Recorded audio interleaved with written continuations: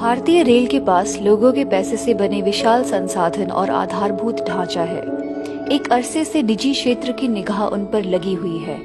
सरकार के निजीकरण के कदमों के खिलाफ रेलवे की ट्रेड यूनियन और लोगों का एक विशाल जनमत है।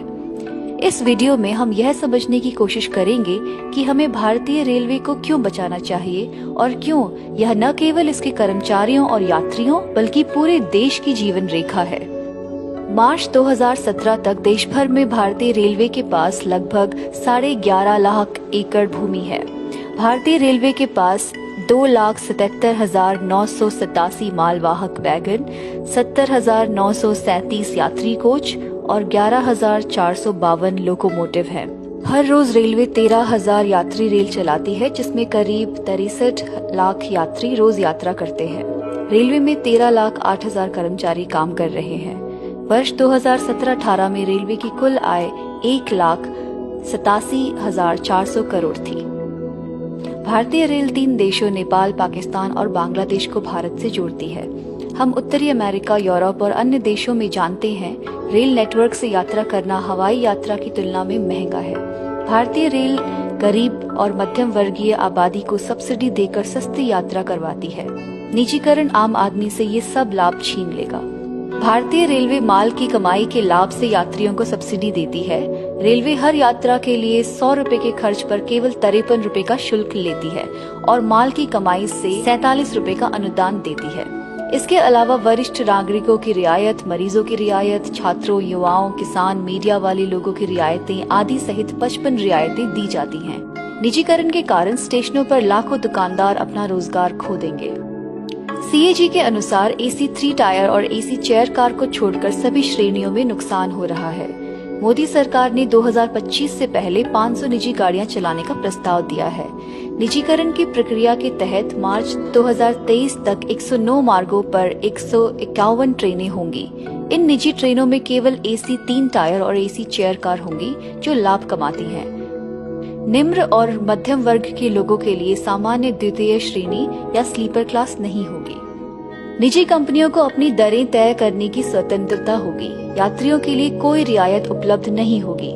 एक शर्त यह भी है कि भारतीय रेल निजी ट्रेनों से 1 घंटे पहले या बाद में कोई ट्रेन नहीं चलाएगी।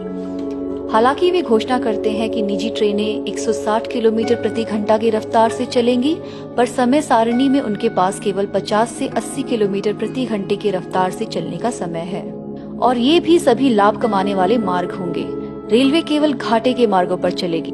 सारा लाभ निजी क्षेत्र को जाएगा और भारतीय रेलवे को सारा नुकसान। इसके अलावा 2025 तक 30% मालगाड़ियों को निजी क्षेत्र को सौंप दिया जाएगा।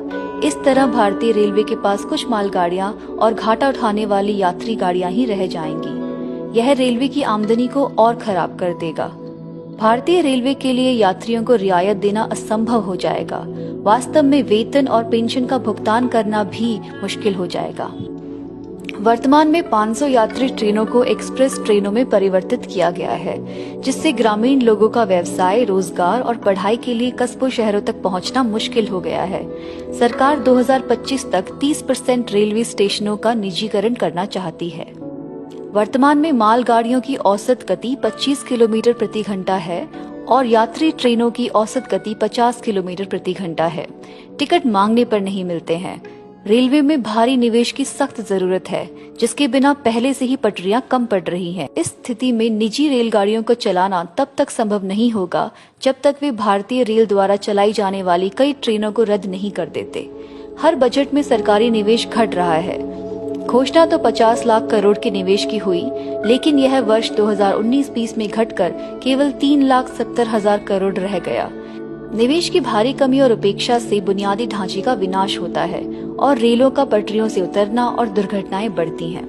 भारतीय रेलवे का उद्देश्य इस देश की आम जनता के लिए सस्ती कीमत पर तेज और सुरक्षित ट्रेनें चलाना है।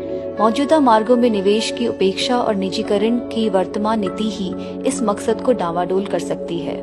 अन्य देशों के अनुभव से पता चलता है कि निजीकरण रेलवे को अस्थिर करने की ओर जाता है। वास्तव में कई देशों में रेलवे का दोबारा राष्ट्रीयकरण हो रहा है।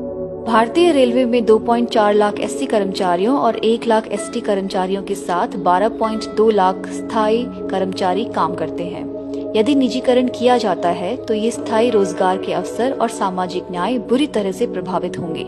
पहले से ही निजीकरण के दबाव में रेलवे ने 3 लाख रिक्तियों का 50% समर्पण किया है, यानी 1.5 लाख नौकरियां खत्म कर दी हैं। इसने 1.3 लाख उम्मीदवारों की भर्ती प्रक्रिया को भी रोक दिया है। इसने कर्मचारियों और पेंशन भोगियों के लिए महंगाई भत्ते को स्थिर करने का निर्णय लिया है। प्रोत्साहन बोनस और रनिंग अलाउंस में कटौती के अलावा यात्रा भत्ता में 50% की कटौती भी कर दी है। निजीकरण से कर्मचारियों के वेतन और पेंशन पर भी असर पड़ेगा। जिस तरह से BSNL और एयर इंडिया प्रभावित हुए, उसी तरह निजीकरण रेलवे को भी उजाड़ देगा। देश के हित में आम लोगों, कर्मचारियों और मजदूरों को रेलवे के विनाश के खिलाफ लड़ाई में एकजुट होना होगा। रेलवे बचाओ, देश बचाओ, सार्वजनिक क्षेत्र को बचाओ, भारत बचाओ।